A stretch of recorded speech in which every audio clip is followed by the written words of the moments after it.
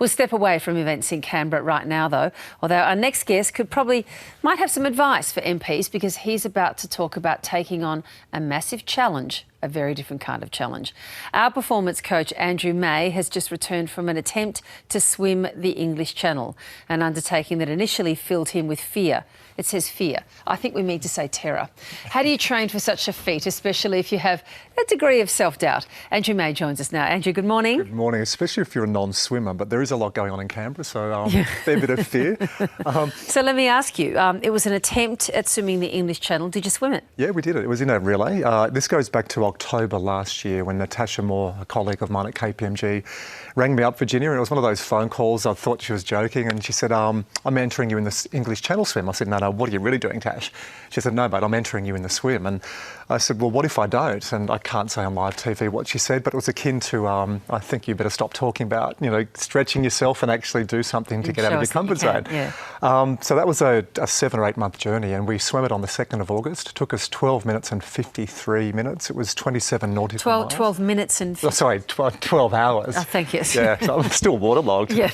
12 hours, 53 minutes. That sounds a little better. How many of you swimming it in relay? 4. So it's TM2, Tash, Tim, Megs and Maisie was our team. Okay. And what lengths did you each swim? Tash went first, then Timmy, then Megs. But what length were they? 1 hour.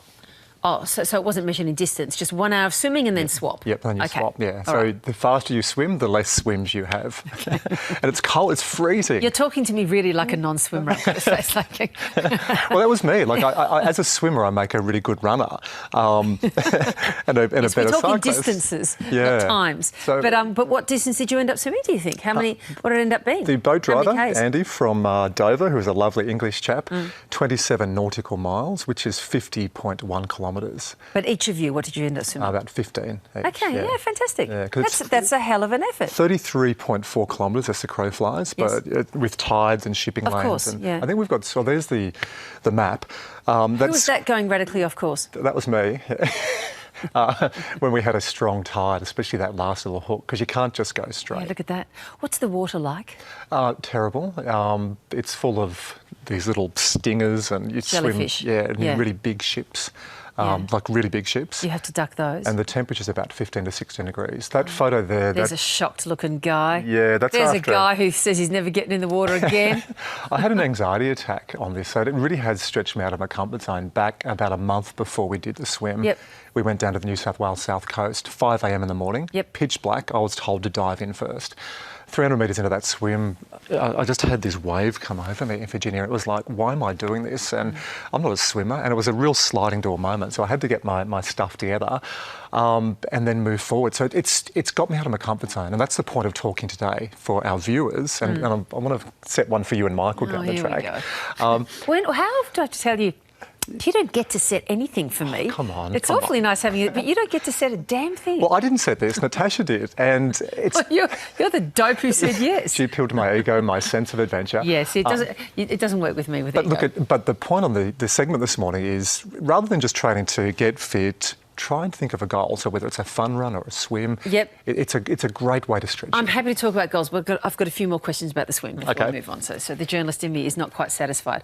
All right, so was it black? Did you have visibility in the water? Tash dove in the first time at 3:13 a.m. It was pitch black. So the first 3 hours it was dark. So getting used to swimming in the dark is... And keeping on course, which is so there's a boat and you've got the captain and you just got to use your navigation sense and stay about 2 or 3 metres to the side of the boat. Right, OK. And you, of course, can see the other side. You can see France over there. Well, you can, and you sort of get there and think, oh, this is not that far. And then you look again and you go, this is not that far. And when we had that hook in the tide, I think I just swam sideways for an hour.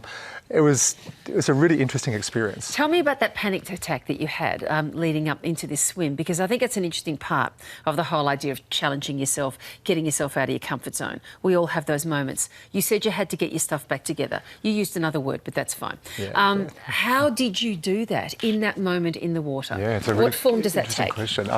So 300 metres into it, I led first. We're in Vicenza, down near Huskinson, going to a little red dot 700 metres away.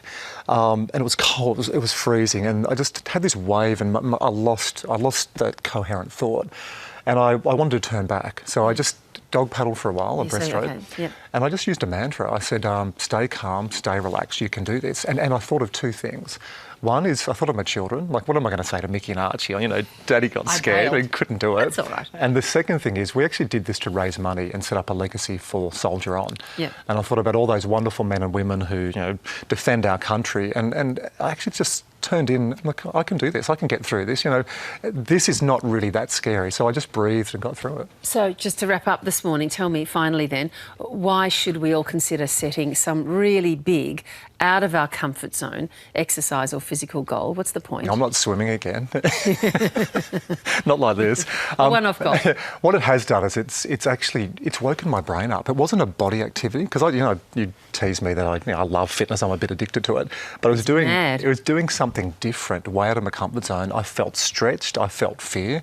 But I felt alive. So for people watching this, and we will have a chat off air, to do something to stretch you out of your comfort zone. And I wouldn't advocate doing something big like this every year, maybe every 3 to 5 years, but also connecting it to a higher purpose. So now that we know Tash and the team will swim, I think they'll swim next year, and we're going to get other people from the military to join us and really look on well-being for our soldiers. It's a nice idea. I think you're never too old to learn is probably the most important aspect of that.